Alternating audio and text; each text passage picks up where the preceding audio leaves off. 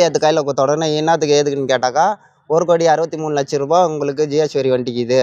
திருப்பத்தூர் மாவட்டம் வாணியம்பாடி நேதாஜி நகர் பகுதியைச் சேர்ந்தவர் ஆட்டோ ஓட்டுநர் முகமது பாஷா.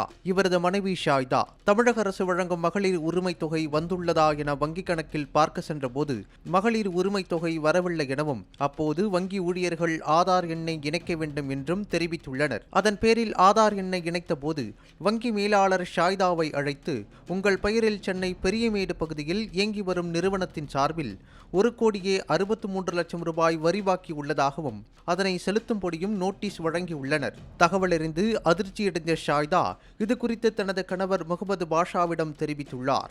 இந்த நிலையில் தாங்கள் ஏமாற்றப்பட்டதை உணர்ந்து ஜிஎஸ்டி மோசடி குறித்து வாணியம்பாடி நகர காவல் நிலையத்தில் இது குறித்து புகார் அளிக்க சென்றுள்ளனர். இந்த நிலையில் காவல்துறையினர் சம்பந்தப்பட்ட குற்றம் மீதான நடவடிக்கைக்கு மாவட்ட காவல் கண்காணிப்பாளர் அலுவலகத்தில் புகார் அளிக்க அறிவுறுத்தி அனுப்பி வைத்தனர். இச்சம்பவம் ஏழை எளிய கூலி தொழிலாளர்களிடையே கலக்கத்தை ஏற்படுத்தியுள்ளது.